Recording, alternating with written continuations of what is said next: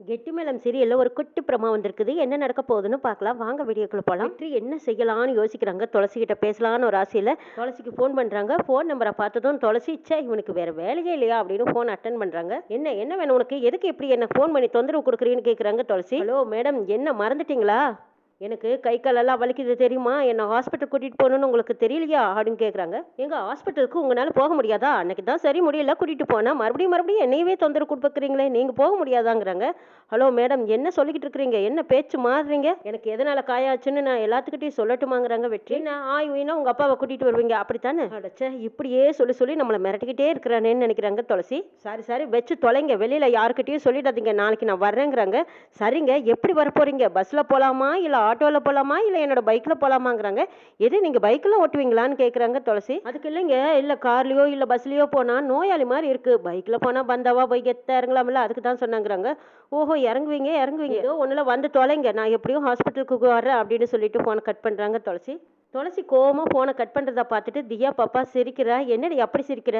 உனக்கு கூட என்ன பார்த்தா சிரிப்பா இருக்குல்ல, என்ன செய்யறது, என்னோட நிலைமை எப்படி இருக்குங்கிறாங்க துளசி. மோனிகா சரியான கோவத்துல இருக்காங்க. ஜெகன் கேக்குறாங்க, என்ன மோனிகா ஏன் இவ்வளவு டென்ஷனா இருக்கேன்னு கேட்கும்போது, அங்க பாட்டியல்ல என் முன்னாடி என்ன எவ்வளவு அதிகாரம் பண்றா, என் அண்ணன் பொண்ணுகிட்ட என்னை பத்தி ஏதோ தப்பு தப்பா சொல்லி கொடுத்து அவகிட்ட இருந்து என்கிட்ட பாசமே காட்டாத மாதிரி பண்ணி போட்டா பாத்தியல்ல, அதிகாரம் பண்ணி பேசுறாங்க, நீயும் பாத்துக்கிட்டு தானே சும்மா இருந்தேன்னு ஜெகனை கேக்குறாங்க.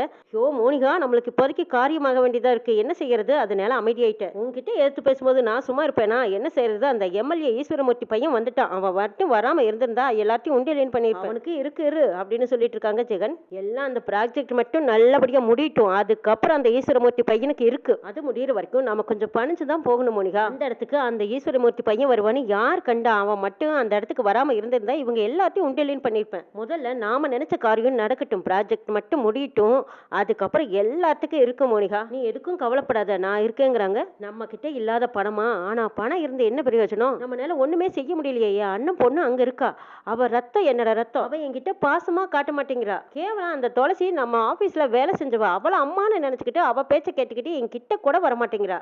எனக்கு இதை பார்க்கும்போது ரொம்ப அசிங்கமா இருக்குதுங்கிறாங்க மோனிகா. துளசி அவ்வளவு வறுமையில இருந்தாலும் அப்பவும் அவ திமிர அடங்கல பாத்தியா? ப்ராஜெக்ட் மட்டும் நம்ம கைக்கு வரட்டும், அதுக்கப்புறம் அந்த துளசியை ஒண்ணு இல்லாம பண்ணிட்டு திரும்பவும் நம்ம குழந்தைய நம்ம வீட்டுக்கு கூட்டிட்டு வந்துடலாங்கிறாங்க ஜெகன். என் அண்ணன் பொண்ணு இல்லாம என்னமோ மாதிரி இருக்கு, எனக்கு பழையபடி என் அண்ணன் பொண்ணு இதே வீட்டுல இருக்கணும், அவ கூட நான் ஆசையா கொஞ்சம் விளையாடணும், அவ என்னோட ரத்தம், அவ எனக்கு வேணுங்கிறாங்க. இதை கேட்டதும் ஜெகனுக்கு தூக்கி வாரி போடுது. என்னடா இது, திரும்பவும் அந்த குழந்தை மேல இவ்வளவு பாசம் கட்டுறாள், அந்த குழந்தை தான் வேண்டான்னு எழுதி கொடுத்தாச்சே, திரும்பவும் பிரச்சனை பண்ணனா திரும்ப குறைக்குமா? வெற்றி வேற குறுக்க எப்படி சமாளிக்கிறதுன்னு யோசிக்கிறாங்க ஜெகன்.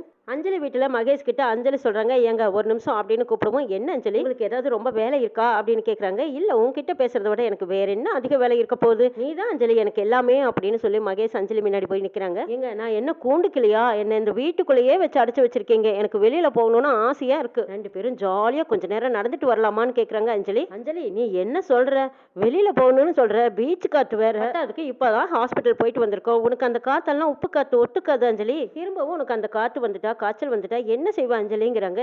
அதெல்லாம் ஒண்ணும் வராது, கொஞ்ச நேரம் நடந்த மயத்துல என்ன ஆயிட போகுது, வெளியில கொஞ்ச நேரம் கூட்டிட்டு போங்க, வெளியில போலான்னு இருக்கு, இந்த 4 செவத்துக்குள்ளேயே இந்த வீட்டுக்குள்ளேயே இருக்க எனக்கு என்னமோ மாதிரி இருக்குதுங்கிறாங்க அஞ்சலி. அஞ்சலி, உனக்கு எக்ஸாம் பக்கத்துல இருக்கு, இந்த கல்யாண டைம்ல உன்னால படிக்க முடியலன்னு வேற சொன்னேன், எக்ஸாம் இருக்கு இல்லையா, படி ஏன் அப்படிங்கிறாங்க மகேஷ்.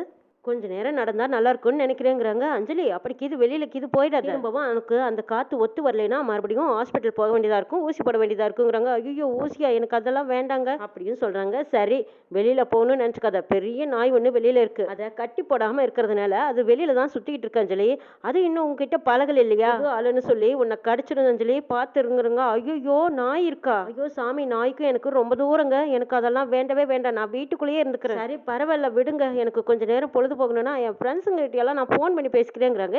எது, ஃப்ரெண்ட்ஸுங்கிட்ட ஃபோன் பண்ணி பேசுறியா? இல்ல இல்ல அஞ்சலி, நீ என்கிட்ட மட்டும்தான் பேசணும், ஃப்ரெண்ட்ஸுங்கிட்ட எல்லாம் ஃபோன் பண்ணி பேசுறதை என்னால ஒரு நாளும் அனுமதிக்க முடியாதுன்னு நினைக்கிறாங்க மகேஷ். இப்போ என்ன அஞ்சலி, ஃப்ரெண்ட்ஸுங்கிட்ட எல்லாம் பேசி டைம் வேஸ்ட் பண்ணாத, உனக்கு என்ன கொஞ்சம் நேரம் பொழுது போகணும் அவ்வளவுதானே, நான் இருக்கவா அப்படின்னு சொல்லி மகேஷ் அஞ்சலியை கூட்டிட்டு போறாங்க. எங்க கூட்டிட்டு போறீங்க நீ அப்படின்னு சொல்லவும், வா சொல்றேன் அப்படின்னு மகேஷ் அஞ்சலியை கைப்பிடியே பிடிச்சிட்டு போறாங்க. கவின் வீட்டுல கவினோட நிலைமை ரொம்ப மோசமா இருக்கு. கவினோட அம்மா பால் கொண்டு வந்து கொடுக்குறாங்க, இந்தடா பாலாவது குடி அப்படின்னு சொல்லவும் அதை வாங்கி மடக்கு மடக்கு மடக்குன்னு முடிச்சிடுறாங்க. கவின் எல்லாமே மறந்துட்டு நீ உன் படிக்கிற வேலையை பாருடா, அம்மா அப்பா நாங்க இருக்கோம் உனக்காக, எங்களை பத்தி யோசிக்காம அந்த அஞ்சலியை பத்தியே நினைச்சிட்டு இருக்கியடா, உன் வாழ்க்கை என்ன ஆகுறத யோசிச்சு பாருங்கிறாங்க. என்ன இருந்தாலும் என்னால அஞ்சலியை மறக்கவே முடியலைங்கிறாங்க. கிட்ட நான் ஒரு தடவையாவது பேசட்டுமாங்கிறாங்க. டேய் நீ பேச வேண்டாம்டா, நான் பேசுறேன் கூட அப்படின்னு சொல்லிட்டு கவினோட அம்மா தான் அஞ்சலிக்கு ஃபோன் பண்றாங்க. அஞ்சலி மகேஷ் கூட இருந்ததுனால போனை அந்த பக்கமா வச்சுட்டு அஞ்சலி கவனிக்காம போயிட்டு இருக்காங்க. அஞ்சலி போனை பார்த்தானா திரும்பவும் கவினுக்கு ஃபோன் பண்ணி பேசுவா. அப்படி பேசினாலாவது இவனுக்கு ஒரு ஆறுதலா இருக்குமான்னு பார்க்கலான்னு சொல்லிட்டு கவினோட அம்மா போனை கட் பண்ணிட்டு போறாங்க. சிவராமன் வீட்டுல சிவராமன் சோகமா உட்காந்துருக்காங்க. லட்சுமி வந்து அவங்களுக்காக வரைக்கும் கேட்டு பாக்குறாங்க. என்னங்க என்னாச்சு, ஏன் ஆபீஸ்ல ஏதாவது பிரச்சனையா? இல்ல லட்சுமி, என் கூட இருந்தவர் வேலை செஞ்சுட்டு இருந்தவர் தப்பு பண்ணிட்டாரு, அவரை திட்டுறதுக்கு பதிலாக என்ன திட்டாங்க, அதான் கொஞ்சம் மனசு கஷ்டமா இருக்குதுங்கிறாங்க. ஐயோ அப்படியா நடந்துச்சு? எங்க நீங்க இன்னும் ரிட்டையர்ட் ஆகிருக்கு 2 வருஷம் இருக்குல்ல அப்படின்னு கேட்குறாங்க. லட்சுமி 2 மாசம் தான் இருக்குதுன்னு சொல்ல முடியாம சிவராமன் அமைதியா இருக்காங்க. மளிகை கடைக்காரரு, வீட்டு கடைக்காரரு, இப்படி ஒருத்தரா வந்துட்டே இருக்காங்களுங்க.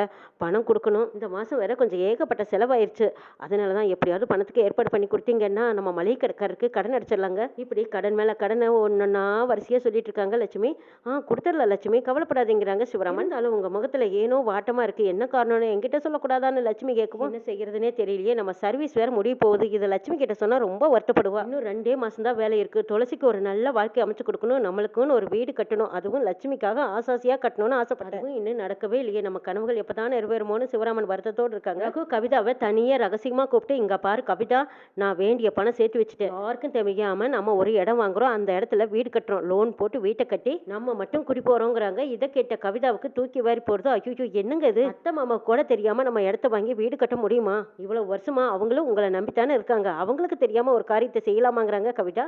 என்னடி அறிவு கட்டத்தனமா பேசிட்டு இருக்க, இந்த காசை சம்பாதிக்கிறதுக்கு நான் எவ்வளவு கஷ்டப்பட்டு உழைச்சிருக்கேன் தெரியுமா, நம்ம பெத்த பையனுக்காக நான் சேர்த்து வச்சிருக்கேன், மாடா உழைச்சிருக்க, அது தெரியுமா உனக்கு? இந்த கூட்டத்தையெல்லாம் கூட்டிட்டு போய் அங்க உட்கார வைக்கிறக்கில்ல, நீ பாட்டுக்கு ஓட்ட வாயால உளறி வச்சுக்கிட்டு இருந்துடாத சரியா? நான் பாட்டுக்கு லோனை வாங்குறோம், வீட்டை கட்டுறோம், தனி கொடுத்தனும் போறோம், ஓட்ட வாயால் எங்கேயாவது உளறிட்ட உன்னை தொலைச்சிடுவேன் சொல்லிட்டு போறாங்க ரகு. இதை கேட்ட கவிதா சந்தோஷப்படுறதா வருத்தப்படுறதா ஒன்றும் புரியல. இருந்தாலும் பரவாயில்ல, வீடு வாங்குறோன்னு சந்தோஷமா தான் இருக்கு, சொந்த வீட்டில் போய் குடியேற போறோம் அப்படிங்கிற சந்தோஷத்துல கவிதா எதுவும் யாருக்கிட்டையும் சொல்லாம அமைதியா இருக்காங்க. கவிதா சமையல் கட்டுக்கு வந்து அத்தை மளிகை ஜாமானமெல்லாம் தீர்ந்துருச்சுங்கிறாங்க. மாமா கிட்ட சொல்லியிருக்கேன், ஆஃபீஸில் கொஞ்சம் பணம் கேட்குறேன்னு சொல்லியிருக்காங்க, ஆமா பணம் கொண்டு வந்ததும் நம்ம மளிகை சாமானம் வாங்கிக்கலாங்கிறாங்க லட்சுமி. கவிதாவுக்கு இதை கேட்டு ரொம்ப சங்கடமா இருக்கு. மாசம் மாசம் மாமாவே செலவு பண்ணிட்டு இருக்காரு, ஆனா இவர் ஒரு பைசா கூட கொடுக்கறதே இல்லை, கை நிறைய பணம் வச்சிருக்காரு, எண்ணி எண்ணி வைக்கிறாரு, அதுல இருந்து எடுக்கவும் முடியாது, கேட்டா கொடுக்கவும் மாட்டாரு, பாவம் மாமா ஒருத்தரே கஷ்டப்படுறாங்கன்னு குற்ற உணர்வோட இருக்காங்க கவிதா. சாமானம் வாங்குறது கூட குடும்பத்துல கஷ்டமா இருக்கு, ஆனா இவர் வேற நாளைக்கு யாருக்கும் தெரியாம இடம் வாங்க போலான்னு சொல்லியிருக்காரு. அப்படி ஒரு வேளை இடம் வாங்கி அத்தை மாமாவுக்கு தெரிஞ்சா அது எவ்வளவு ஒரு தர்ம சங்கடமா இருக்கும். என்னதான் செய்யறது, இவர்கிட்ட சொன்னா புரிஞ்சுக்கவும் மாட்டேங்கிறாருன்னு கவலையோட இருக்கும்போது லட்சுமி பார்த்துட்டு, என்ன கவிதா ஏன் சோகமா இருக்கீன்னு கேட்கறாங்க. அப்படியெல்லாம் எதுவும் இல்லை அப்படின்னு சொல்லிட்டு இருக்கும்போது, இல்ல நீங்க ஏதோ இருக்கு சொல்லு கவிதா, எதுவாக இருந்தாலும் சரி பண்ணிக்கலான்னு லட்சுமி ஆறுதலாக சொல்கிறாங்க. இவ்வளோ ஒரு நல்ல மனுஷங்க கிட்ட நம்ம இந்த ஒரு உண்மையை மறைக்கிறோமே, மனசாட்சியே இடம் கொடுக்கலன்னு கவிதா ஒரு பக்கம் மருகி கிடந்தாலும் ரகுவை மீறி உண்மையை சொல்ல முடியாமல் கவிதா தவிச்சிட்டு இருக்காங்க. கவிதா நீ கவலைப்படாத, மாமா எப்படி இருந்தாலும் மளிகை சாமான் வாங்குறதுக்கு நாளைக்கு யாருக்கிட்டையாவது அட்வான்ஸாவது வாங்கிட்டு வந்துருவாங்க, வீட்டுக்கு தேவையானதெல்லாம் வாங்கிக்கலான்னு ஆறுதல் சொல்கிறாங்க. என்ன நடக்குன்னு பார்க்கலாம்.